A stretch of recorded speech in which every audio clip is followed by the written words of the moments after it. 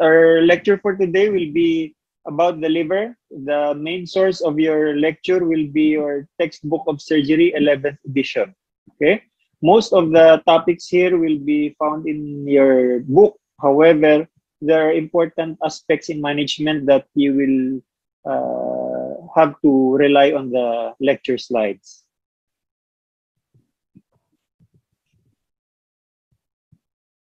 Okay, so when we talk of the liver, we have to first realize the important development in terms of the properties of the liver. And this is basically an old concept already, as what you can see here in the slide, wherein even during the times of the popular Greek mythology, they have already realized the capacity of the liver to regenerate. Okay, as you can see here, Prometheus is chained at the base of Mount Caucasus, being punished by Zeus. Okay, and the punishment is said to be a punishment of eternity because here the eagle will eat part of his liver and then fly back and come again the next day.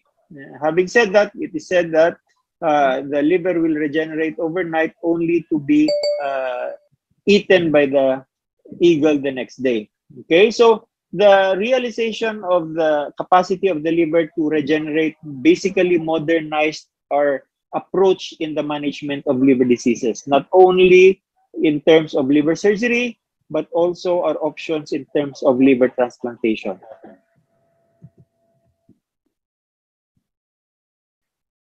Okay, so the basics is that the liver is having a dual blood supply.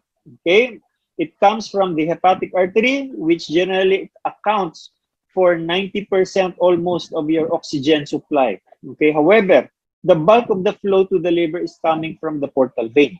Okay, which generally drains practically all of the gastrointestinal tree.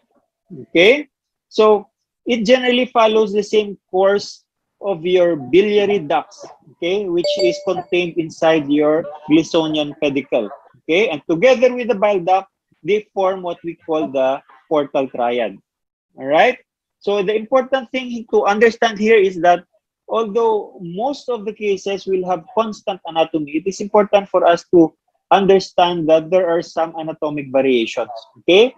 And the more common ones are that the hepatic artery from the right, instead of being a direct branch of your common hepatic artery, may come from the superior mesenteric artery.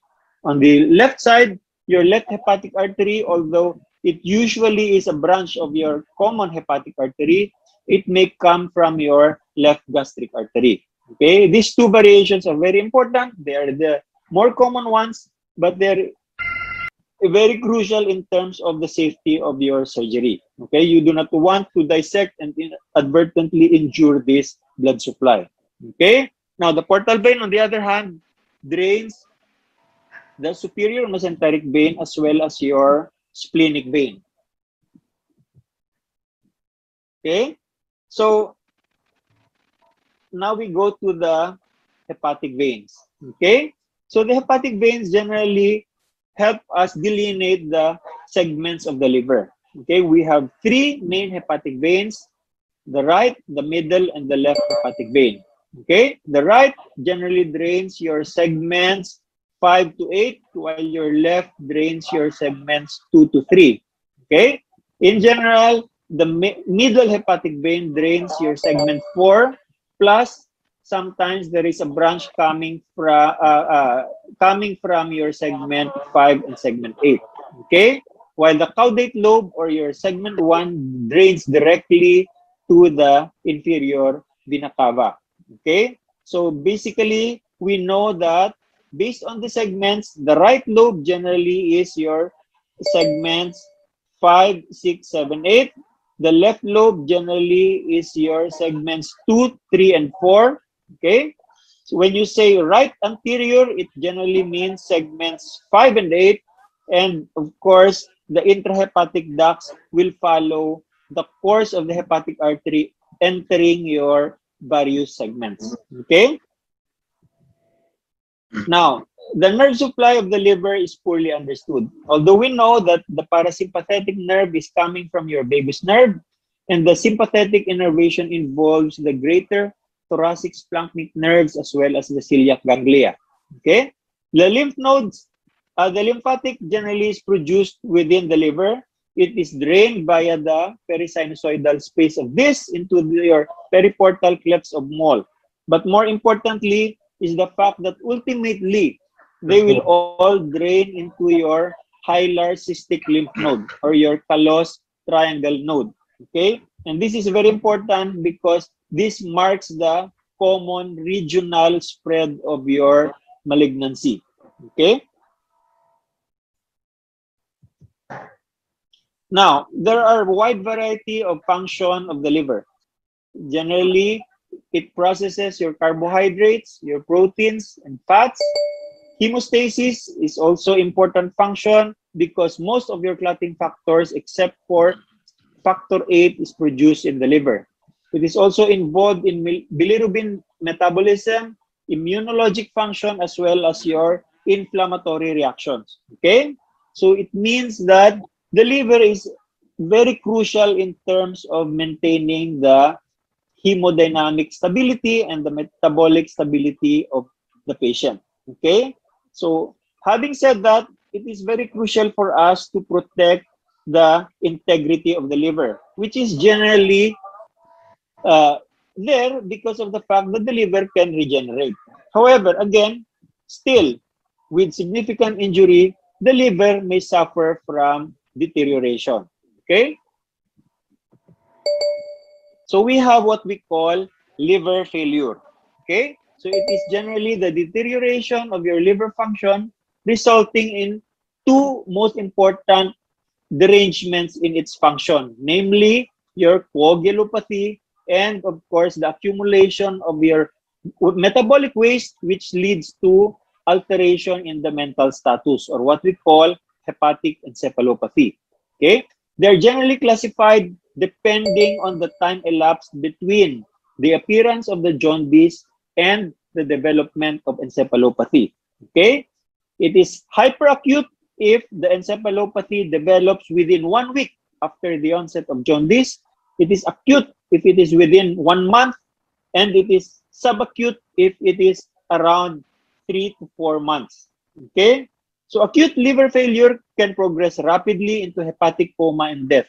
And therefore, it is very important for us to immediately attend to these patients and stratify them. Okay? The survival generally is very poor. It is generally less than 20% before the introduction of your liver transplantation. Okay? And this is even with your liver support devices like your molecular adsorbent reticulating system dialysis or your MARS dialysis. Okay? So in general, what we are following is the King's College criteria for liver transplantation. Okay, there have been several parameters, but to date, still the most reliable and commonly used will be your King's College criteria. Okay, and this involves stratification of patients depending on the cause of your liver injury. Okay, for paracetamol toxicity, the important parameter includes significant acidosis. Okay, so meaning to say a pH of less than 7.3 is automatically an indication for liver transplantation. Or, of course, 3 of the following variables. Okay, prothrombin time of more than 100 seconds, meaning to say there is significant coagulopathy. Your creatinine of more than 3.4, meaning to say you have a patient suffering from hepatorenal syndrome and you have derangement in your encephalopathy, which means that your metabolic function of the liver is significantly decompensated. Okay? For other patients, of course, we base it again on the coagulopathy as well as, of course, 3 of the following. Okay? Extremes of age, non-A or non-B hepatitis, halothane toxicity, duration of the jaundice before encephalopathy, meaning to say, if you have prolonged jaundice before the onset of encephalopathy, then it is a poor prognostic factor. Okay, that is why among the 3 types of acute liver failure, it is the hyperacute liver failure, which has the best prognosis. Okay? So, serum bilirubin, again, is another indication for transplantation as well as, of course, your coagulopathy. Okay? You have to bear in mind that, again, significant deterioration in your metabolic function based on the pH of the patient is one of the very important criteria which we utilize. However, again, because of other patients who do not reach this criteria, okay, because of the fact that there is medical support given to this patient, sometimes it's very difficult to stratify the patient, okay? And if there is a delay in recognizing the indication for liver transplant, then there is also a deterioration in the chance for survival. Okay? So, in acute liver failure, liver transplantation is the only therapy to date able to substantially alter the survival outcome. Okay? 84% of patients survive if liver transplantation is possible in a timely manner. And when we talk of timely, it means a median of 3.5 days. Okay? While if there is a delayed intervention, then approximately it will drop to as low as 35%. Okay? And this is one of the dilemmas which also is present in those patients suffering from subacute liver failure, wherein because of the protracted course of the patient, sometimes it is very difficult to reach the criteria for transplant. Okay? Transplant-free survival of subacute liver failure is only 14% compared to 30% for hyperacute as well as acute liver failure. Okay? And the development of encephalopathy as part of the diagnostic criteria, which occurs late in the course of the disease, makes the decision to transplant quite challenging. And again, this implicates the significant prognosis in these patients. Okay? In acute liver failure, cerebral herniation and sepsis remains as the most frequent causes of death in these patients. Okay, next slide. Cirrhosis, again, is another form of complication related to the injury to the liver. However, in this case, it is due to a chronic hepatic injury, which generally develops scarring. Okay, so the fibrosepta, which subdivides the parenchyma of the liver into hepatocellular nodules, which try to regenerate, okay, gives us the appearance of a rough nodular liver. Okay, so this is generally what we see when we're encountering liver cirrhosis patients. Okay, the clinical manifestations vary from no symptom at all up to those patients suffering from chronic liver failure.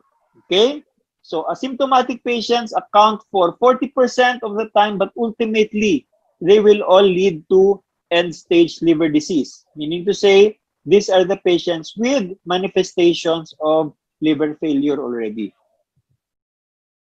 Okay, so when we talk of liver cirrhosis, it's very important for us to consider the implications in the function of the patient. Okay, so here we see that if it is compensated, okay, the survival is generally very long.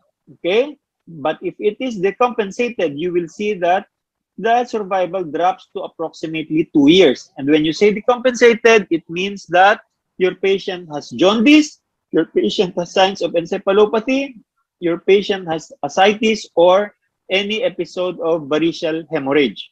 Okay? If the patient develops complications related to your cirrhosis, then it also decreases further the chance of survival. Okay, so if the patient develops hepatopulmonary syndrome, spontaneous bacterial peritonitis, or hepatorenal syndrome, then as you can see, the survival drops substantially. Okay, so medical jaundice may end up requiring surgical treatment. Okay, as I've mentioned to you earlier, cirrhosis as well as acute liver failure are generally medically managed. However, there are situations wherein they will require surgical intervention. For cirrhosis, portal hypertension may require surgical intervention. Okay?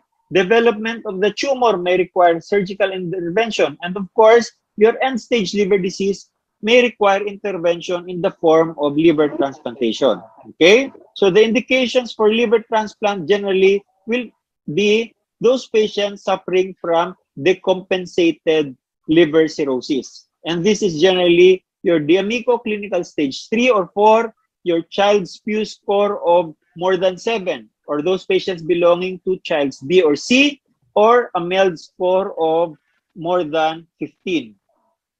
D'Amico staging for liver cirrhosis is generally based on the complications related to the cirrhosis. Basically, these are manifestations of your portal hypertension. So as you can see here, for patients with no varices or no ascites, as well as those patients who develop varices but do not have ascites yet, you will see that the risk of death is only less than 5%. Okay, but if the patient developed ascites or the patient developed variceal bleeding, you will see that the risk of death increases substantially. So meaning to say, if there is significant alteration in the patient brought about by your portal hypertension, then there is a significant risk of death. Okay? Now, MELD score is generally a logarithmic formula initially created to predict survival in patients undergoing TIPS. Okay? It is generally a measure of your bilirubin, creatinine, as well as your INR. Okay? So it is a logarithmic formula, but generally it takes into consideration the functions of the liver. Okay?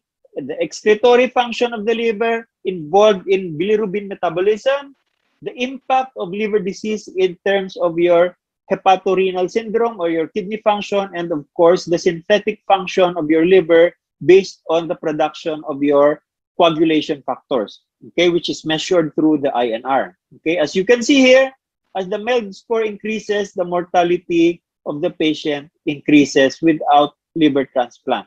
Okay, so this generally tells us that as the MELD score increases, the likelihood of death is higher, and therefore the urgency of liver transplantation also becomes very significant. Okay? So, portal hypertension generally is described as hepatic venous pressure of more than 5 millimeters mercury compared to your inferior vena cava pressure, or a splenic pressure of more than 15 millimeters mercury, or a portal venous pressure of more than 20 millimeters mercury. Okay? Portal vein generally carries approximately 1 to 1.5 liters per minute of portal venous flow to the liver. Okay? So you just imagine that amount of volume of the blood that's going into the liver. Okay? That any resistance to the flow will generally lead to increase in the pressure. Okay? And therefore, a portal pressure of as low as 12 millimeters mercury will generally lead to a development in your varices. Okay? Approximately 30% of patients with compensated cirrhosis and 60% of patients with decompensated cirrhosis have esophageal varices. Okay? So this is a huge volume of patients. Okay? And we know that if these patients have varices, they are at risk to develop bleeding.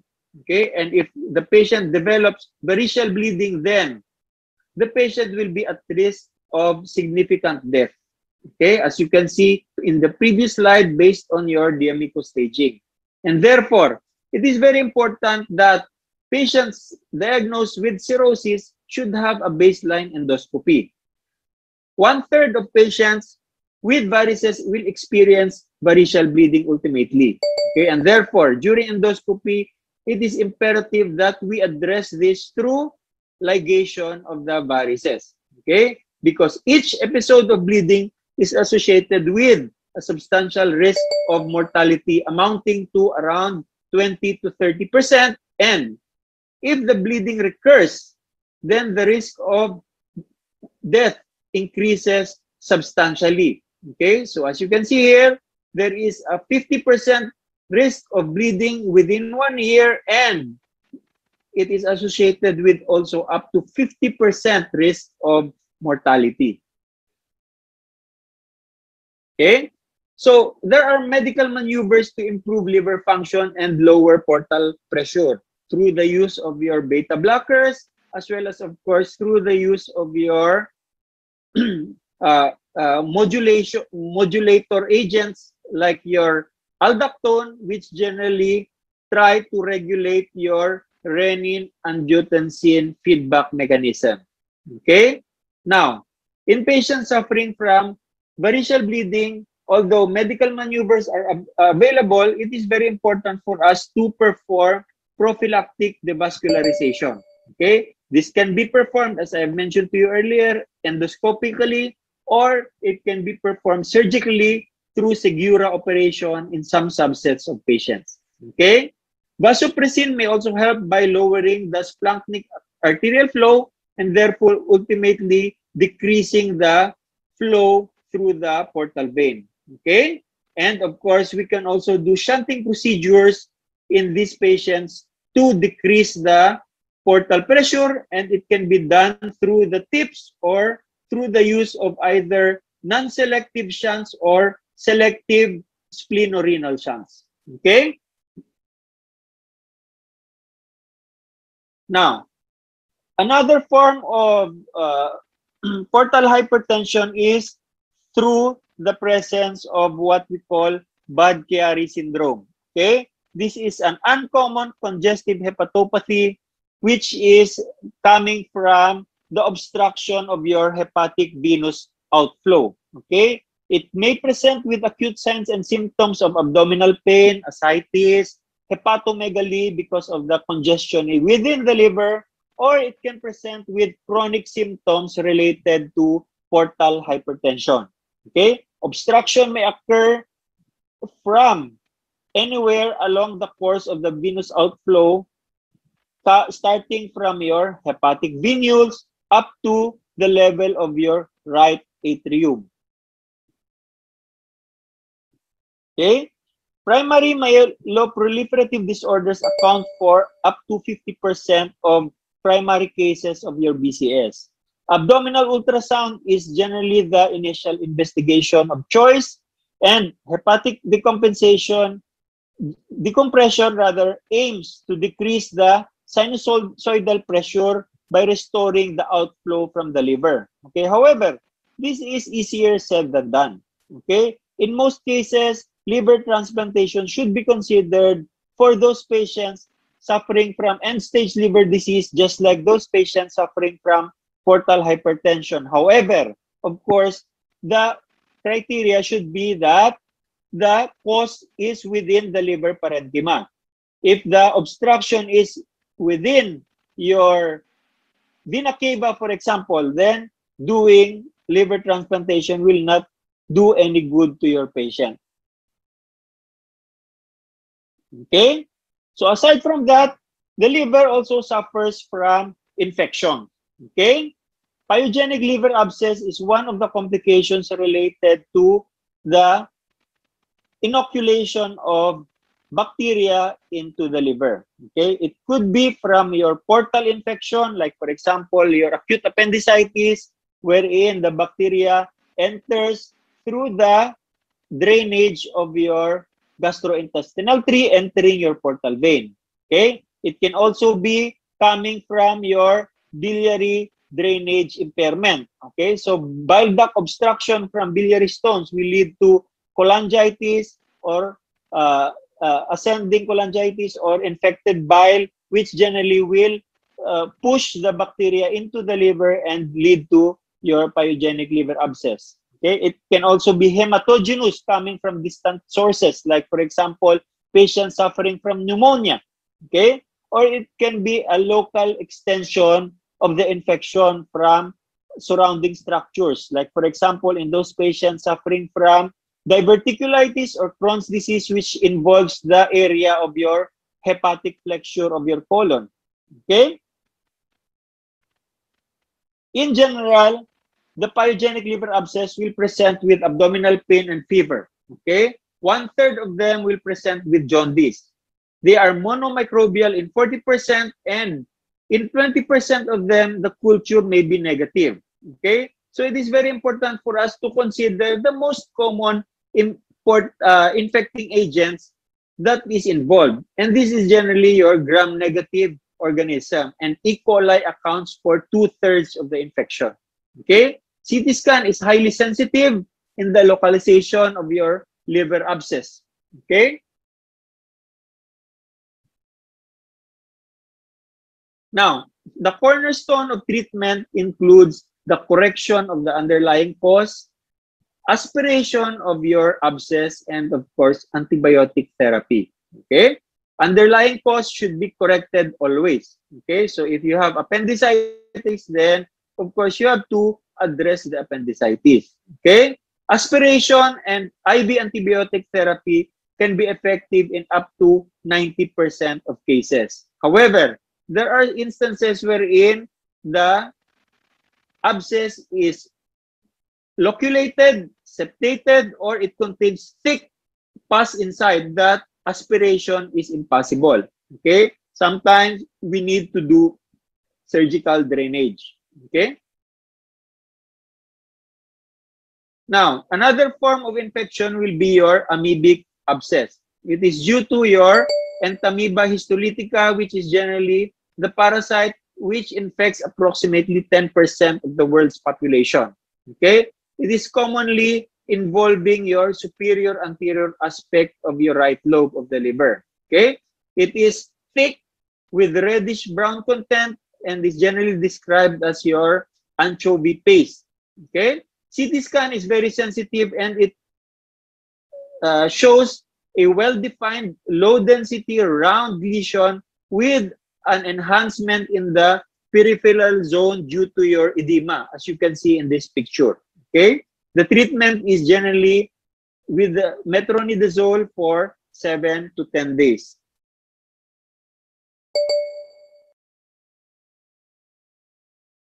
Okay? Another form of infection is your Hydatid disease.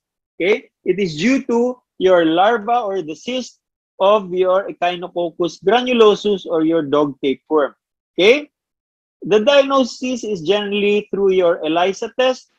And again, it is important for us to take note that the ELISA may be negative if there is no viable cyst or that the cyst has not leaked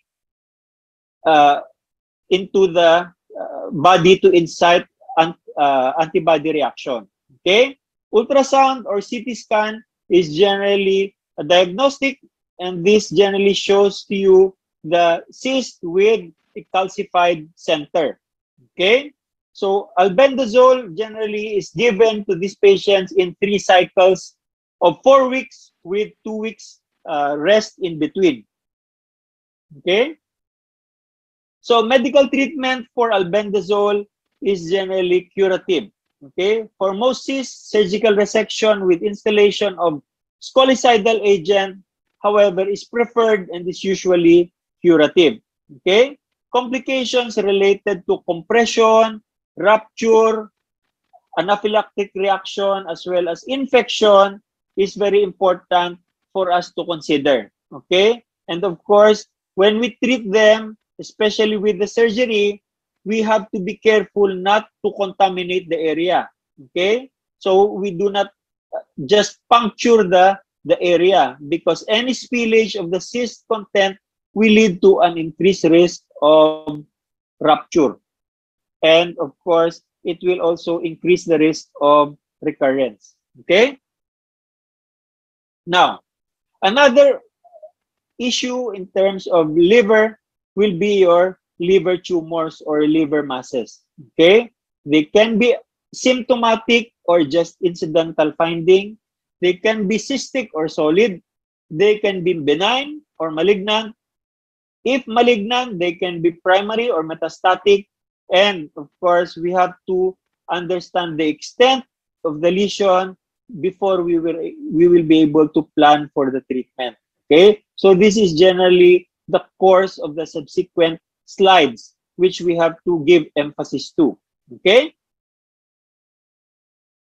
Now, cystic lesions of the liver include simple cyst, multiple cyst in the setting of polycystic liver disease, parasitic cyst, which we have partly touched on already, cystic tumors, as well as, of course, your choledochal cysts and abscesses. Okay, hepatic cysts are the most frequently encountered lesion overall. Okay. Now, additional tests are generally not necessary in the evaluation of your hepatic cyst. Percutaneous aspiration should be avoided because the laboratory and cytologic evaluation of the simple cystic fluid is non-diagnostic. And, of course, recurrence is almost 100%. So meaning to say, if you aspirate the cyst, we are almost 100% sure that the fluid will just reaccumulate. Plus, of course, there is a small risk that you may induce anaphylactic reaction from the leakage if you misdiagnose the cyst and it is actually a hydatid cyst. Okay? Abscess formation may also be a risk because you might introduce bacteria in a previously sterile, well-encapsulated cyst. Okay? Now, simple cyst or congenital cyst, as I have mentioned to you, is the most common benign lesion. It is lined by your cuboidal epithelium, which secretes clear, non-bilous liquid. They are generally asymptomatic and they do not need any treatment. Meaning to say, we only treat them if they develop symptoms. In general, aspiration followed by sclerotherapy may be offered, but the problem is that sclerosing agents, generally in the form of alcohol, is very risky if the cyst is very large. Okay? So in general, what we may offer will be to remove the cyst through what we call marsupialization if they are symptomatic. Okay? Radiographically, the cyst is thin-walled with homogeneous interior. So this is very important so that we will be able to delineate them from those cysts with potential malignant risks. Okay? Now, polycystic liver disease is an autosomal dominant disease which involves mutation in your polycystic kidney disease 1 and polycystic kidney disease 2 genes. Okay? They generally present in the third decade of life and are more commonly encountered in females. Okay? They also increase with advancing age and increase severity with your cystic kidney disease. So in general, what happens here is that in most patients, they will tell you that they have previous baseline ultrasound and it did not show anything. However, later on in life, they develop cysts. Okay? So although the onset may be during adulthood, this is still considered a congenital disease. Okay? Liver parenchymal volume is generally preserved despite extensive cystic disease. So in general, you will see that even if the patient has multiple large cysts, the liver seems to be normal in terms of function. Okay? However, of course, with more extensive cystic disease, hepatic decompensation may develop, variceal hemorrhage, ascites, as well as, of course, encephalopathy may develop, but they are very, very rare. Okay? Next slide. Polycystic liver disease is the most common disease associated with adult polycystic liver disease syndrome. Okay? They are generally presenting with intracystic hemorrhage, infection, or post-traumatic rupture because they generally present with very large cysts when they develop symptoms. Okay? The most common biochemical finding is generally an elevated gamma-glutamyl transferase. Okay? The most useful imaging is your CT scan, and the only definitive therapy for symptomatic polycystic liver disease is your liver transplantation. Okay? You may do marsupialization in some cases and allow the liver to regenerate by decompressing the pressure brought about by polycystic liver disease. But ultimately, liver transplantation is your only option. Okay? Next is your biliary cystadenoma. Okay? It is a slow-growing cystic tumor which also presents as large lesions during diagnosis. They are benign, but they are pre-malignant and they may become cystadenocarcinomas. Okay? They commonly present as pain, and the typical radiographic appearance is a thick-walled cyst with nodulations and enhancing septations. Okay? So this generally tells us the activity in your cells lining the cyst, and therefore this signifies the pre-malignant risks in these patients. And therefore, because they are pre-malignant, the treatment will be surgical resection. Okay? Choledochal cyst type 2 or type 4A may present as cystic lesions in the liver. Okay? Congenital ductal plate malformation are the cause of the development of improper maturation of your intrahepatic bile ducts leading to cystic dilatations. Okay? Biliary stones will occur in 33% of these patients because of stagnation of the bile, and malignancy may occur in 25%. Okay? They may be cholangiocarcinoma in 7%, and in some cases, adenocarcinomas or squamous cell carcinomas.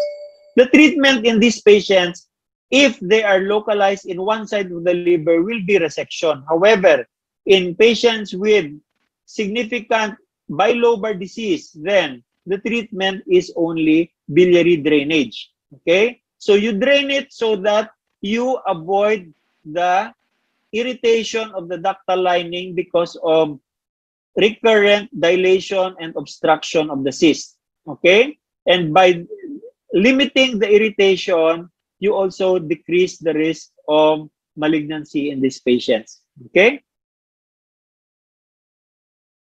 Now, let's go to benign liver tumors, which are generally exemplified by the four most common tumors: your focal nodular hyperplasia, your adenomas, your hemangiomas. Okay? Now, your hemangioma is a benign tumor. Okay? It is the most common solid tumor in the liver and is generally encountered in multiparous women. Okay? The most common symptom is pain, and often it is present in lesions larger than 5 to 6 centimeters. Okay? So those hemangiomas which you see during incidental findings, especially when they are small, they do not need any treatment because they do not have any malignant risk. Okay? So only those with significant symptoms need to be addressed, and sometimes, of course, patients with severe shunting, like those in children, may develop heart failure, and therefore embolization in these patients may be required to decrease the shunting into the hemangiomas. Okay? Next slide. This slide shows you the lesion of the hemangioma. Here you see the large area which is covered, and here you will see the catheter which is inserted to identify the blood supply, and we will be able to embolize the area. Okay? Now, hepatic adenomas are another common benign lesion. Okay? They are generally encountered in young women, and they are associated with estrogen use. Okay? Generally in those patients with oral contraceptive pills. Okay? Although lately, there have been increasing incidents in men, particularly in relation to obesity. In general, they are soft and encapsulated they lack bile ducts and Kupffer cells, and therefore they do not contain true lobules. Because they are soft, okay, they have a risk of rupture and bleeding, which is encountered in up to 25%.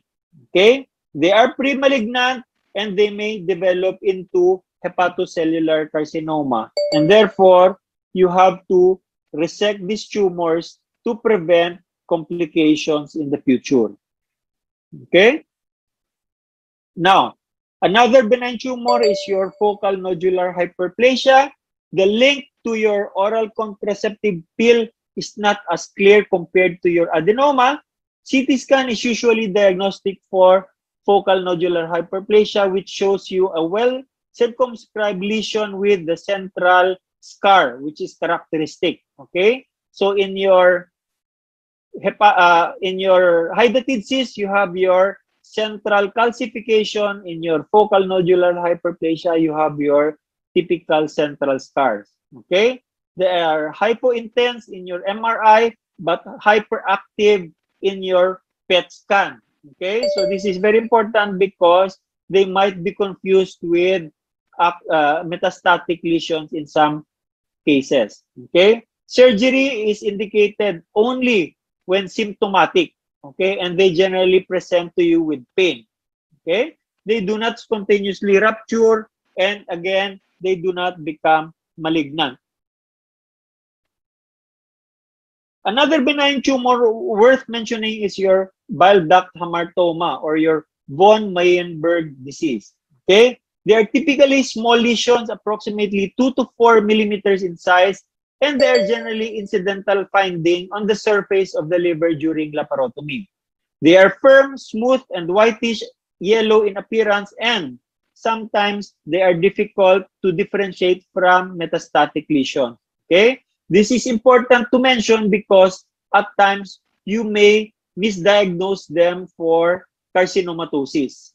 Okay? So you have to do biopsy if you are not sure, so that you are able to pinpoint whether they are metastatic and whether they are benign lesions, and that your patient is still resectable when they're suffering from cancer of the other organs in the abdominal cavity. Okay? Now, let's go to malignant tumors. Okay? When you talk of primary liver cancer, hepatocellular carcinoma is the most commonly encountered tumor. Okay? It is the 5th most common cancer worldwide, and it is associated with cirrhosis in up to 90%. Okay? 5% of patients with cirrhosis will eventually develop hepatocellular carcinoma. Okay? This is very important to mention because of the fact that patients with liver cirrhosis might have limited liver reserve, and therefore it complicates the treatment options in these subsets of patients. Okay? There is a characteristic arterial enhancement and washout of contrast in the portovenous space, which is pathognomonic in the CT scan of these patients. Okay? And therefore, in majority of patients, it may be enough in diagnosing hepatocellular carcinoma, and as such, it is not mandatory for you to do liver biopsy. Okay? Even if the alpha-fetoprotein is not yet more than 200 nanograms per ml. Okay? Surgery remains the principal form of treatment. However, of course, there are complications related to bleeding and can be minimized through your Pringle maneuver and by lowering the central venous pressure. However, this maneuver also induces ischemic injury. Okay? And we know that up to 90% of patients may have some form of cirrhosis. And of course, because we know that, we have to try and minimize the risk of ischemic injury. Okay? So one form of maneuver is that, of course, we try to isolate the blood supply going to the specific segment. Okay? Now, it is liver cancer assessment is quite complex. Okay? it is important for us to realize that it is not only the tumor size, the nodal status, but also the liver function of the patient that is very important. And therefore, it is best managed with a multidisciplinary team. Okay? As you can see here, what we did is we isolated the blood supply going to the right lobe because the lesion is just in the right lobe. And therefore, as you can see in the middle picture, you will see there that the demarcation of your ischemic area only involves the right side. Okay? So we try to preserve the blood supply going to the left and minimize the ischemic injury to the left lobe. Okay? Now, as mentioned to you earlier, the staging should consider the function of the liver. Okay? So as you can see here, your Barcelona Clinic liver cancer staging also considers your portal hypertension and of course your bilirubin level in their staging. So you can see here, for example, in stage A, A1, you will see here single tumor with no portal hypertension and normal bilirubin level. Okay, and you will see that in stage D, any tumor characteristic but a child's Pew score or grade of C. Okay, so meaning to say, even if you have a small tumor but your liver function is decompensated, you are considered stage D. Okay? Now, the BCLC helps us stratify the treatment options in these subsets of patients. So as you can see here, you will realize that if the stage of the patient is early, meaning to say you have a tumor with a preserved liver function, then you can do resection. Okay? If you have a localized tumor in the liver, but the liver function is not preserved, then you may need to do liver transplantation. Okay? So, unlike other solid tumors, the prognosis is not only dependent on the tumor burden and extent, but also dependent on the presence of cirrhosis and the degree of your hepatic decompensation. Often, death is due to the sequelae of your cirrhosis rather than the malignancy. And therefore, the severity of the cirrhosis may limit the treatment options and no surgery may be feasible if the residual liver function is too small to support life for these patients. Okay? Now, portal vein embolization is another maneuver to increase the residual liver volume. Okay? It is done 4 weeks before the surgery and it improves surgical outcome. However, again, it is not entirely 100% complication-free. Okay? And therefore, it is advised if the liver volume is less than 25% for non-cirrhotic patients and less than 30% in patients with cirrhosis. Okay? In portal vein embolization, what you do here is you block the branch of the portal vein going to the tumor. So if you have a tumor in the left lobe, you block the left portal vein. And therefore, all the portal venous flow will go to the right and will lead to hypertrophy and enlargement of your right lobe. Meaning to say, if the enlarged lobe will become bigger and substantial, then you will be able to resect the tumor in the contralateral or involved lobe. Okay? And it increases the feasibility of major surgery in these patients. Okay? So, the treatment is generally surgery and it involves resection if it is localized in one area of the liver or if the liver reserve is still adequate. But if the tumor is bilobar or that the liver is cirrhotic, that you cannot resect the tumor, then liver transplant will be the option. Okay?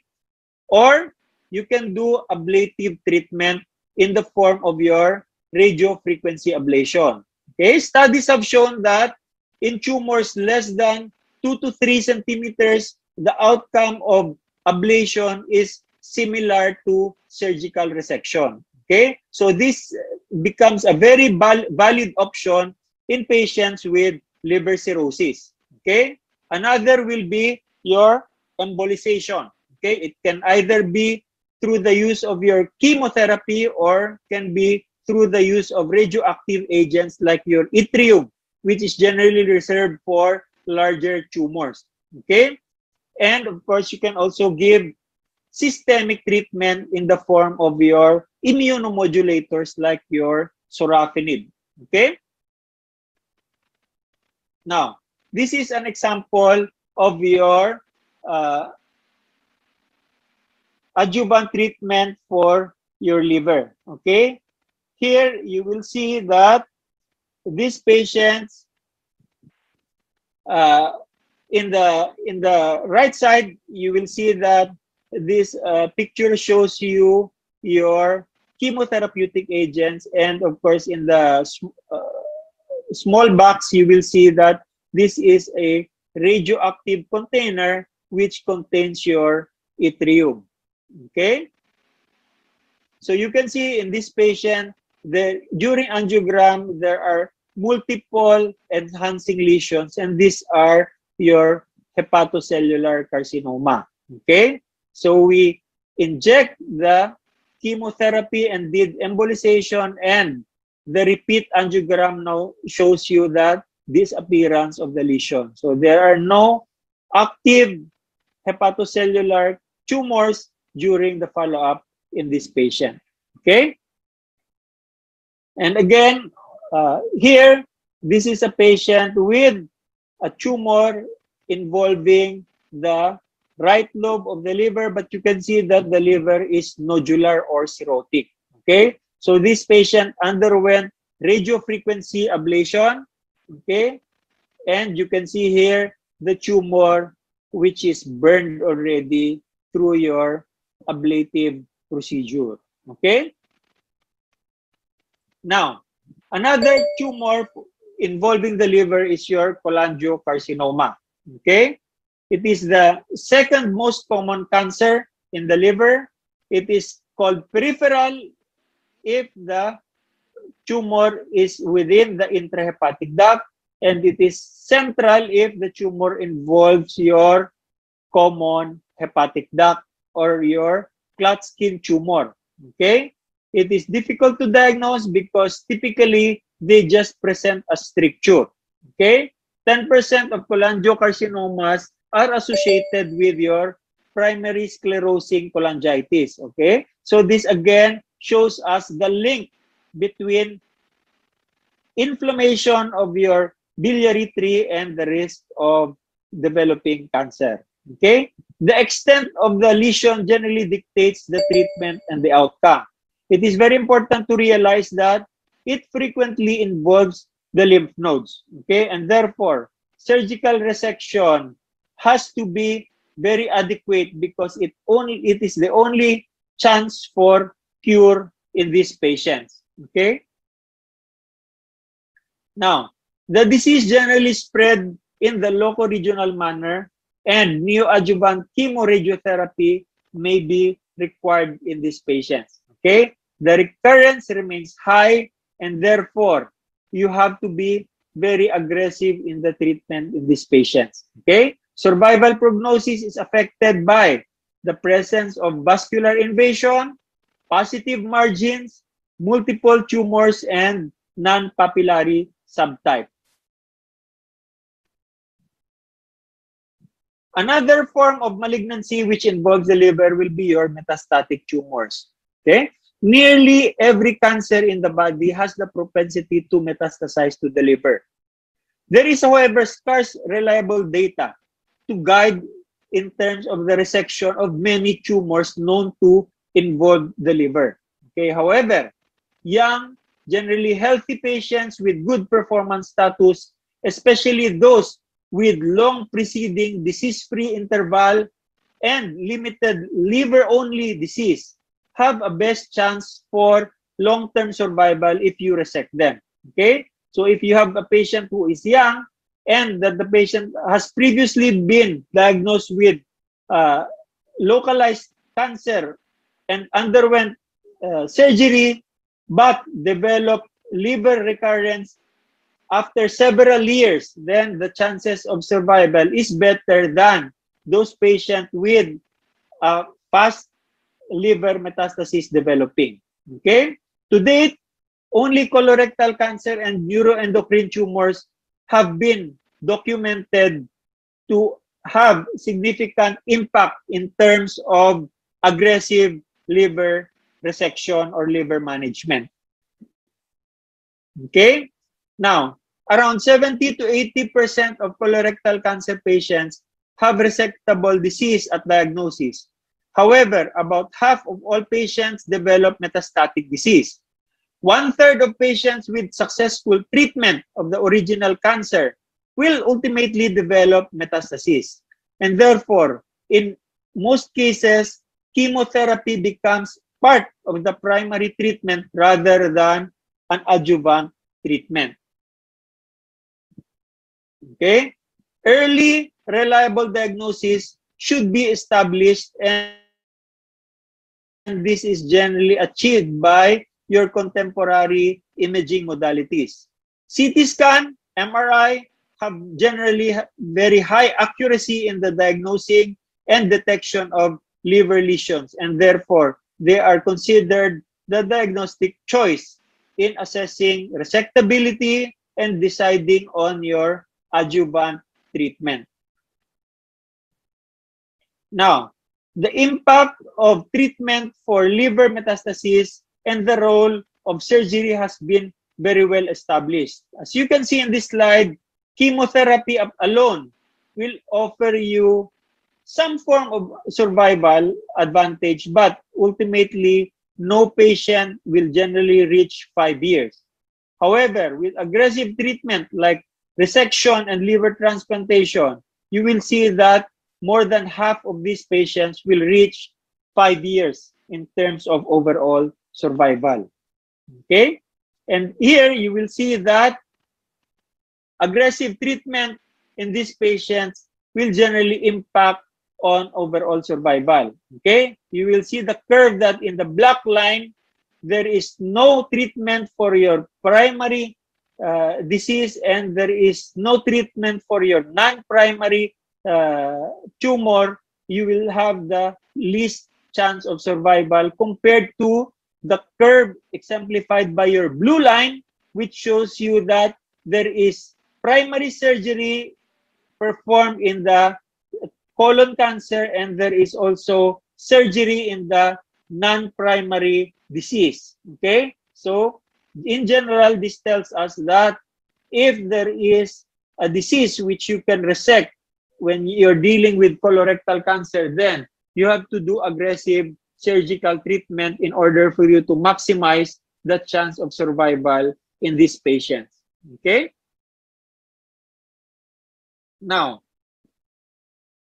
in general, volume of the future liver remnant and the health of the background liver is the important basis in terms of offering surgery for metastatic colon cancer. Okay? No actual tumor number as the primary determinant in deciding for the operative approach. Therefore, the indication for hepatic resection is now centered on what will remain after liver surgery. Okay?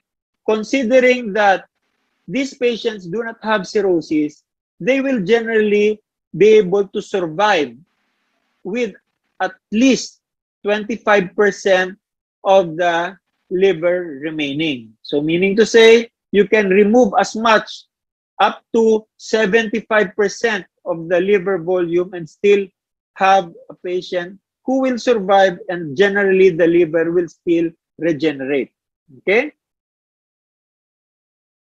So when is surgery beneficial in liver metastasis? Okay? Practically, you will see here that if the patient has limited to liver-only disease, then the best chance for survival will be achieved in these patients. However, okay, as the number of liver lesion increases, the ultimate long-term survival will also suffer. But still, if you are able to achieve resection, the outcome will still be better compared to those patients who did not underwent any form of surgery. Okay? So most patients with non-hepatic metastasis from colorectal cancer have a high risk of disseminated disease and should initially be treated with systemic chemotherapy. Okay? Now, as mentioned to you earlier, neuroendocrine tumor is the second lesion which have been documented to be offered substantial survival with aggressive surgical treatment.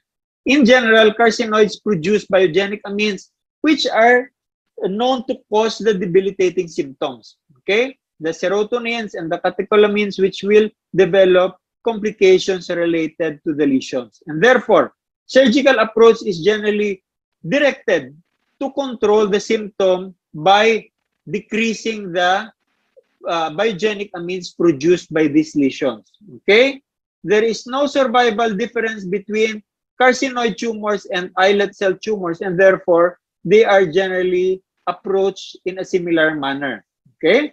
Overall survival is approximately 61 and 35% at 5 and 10 years respectively with aggressive treatment in this patient. So just imagine, even if you have metastatic liver disease, you may still reach survival of up to 10 years in these patients if you are not to neglect the symptoms which are brought about by the biogenic amines produced by these carcinoid tumors.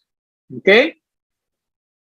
Now, the approach to liver disease lesions, therefore, will be to establish the diagnosis, okay? To identify whether we are dealing with benign lesions, those lesions with malignant potential, or those lesions which are cancerous.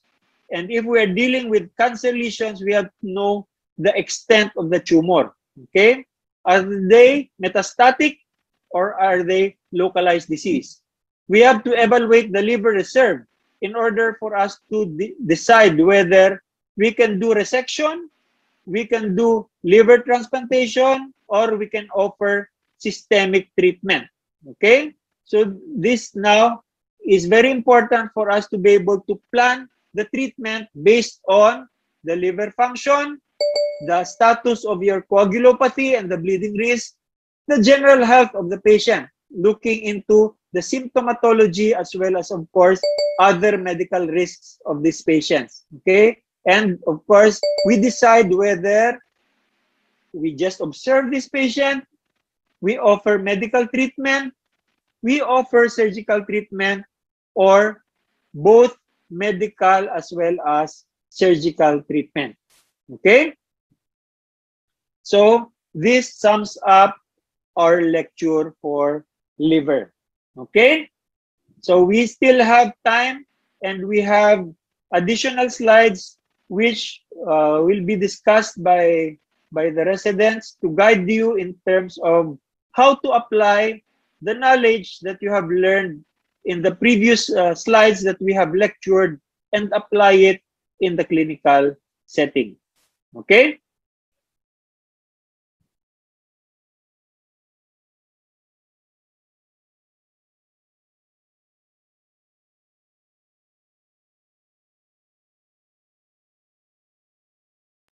Guys, good afternoon. Camera on nga.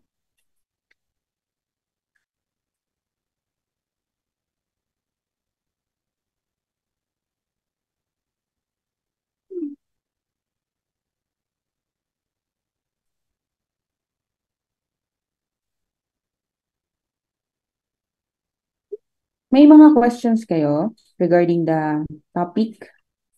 Magla-login daw si sir if may mga itatanong kayo. Nasa OR lang siya. Raise hand lang kung may tanong kayo.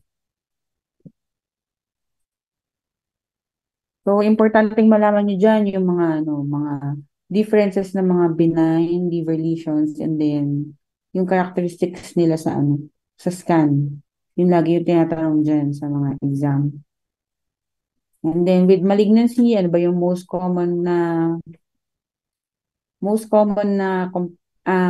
findings na bakit may liver lesion, anong malignancy yun. Welcome naman magtanong, may questions kayo?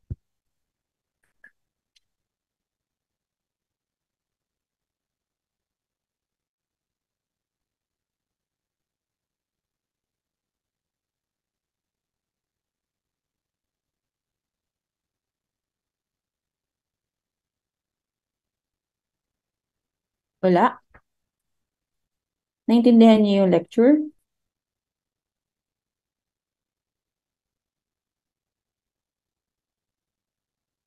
So, lahat ba naka-on cam? Si Dr.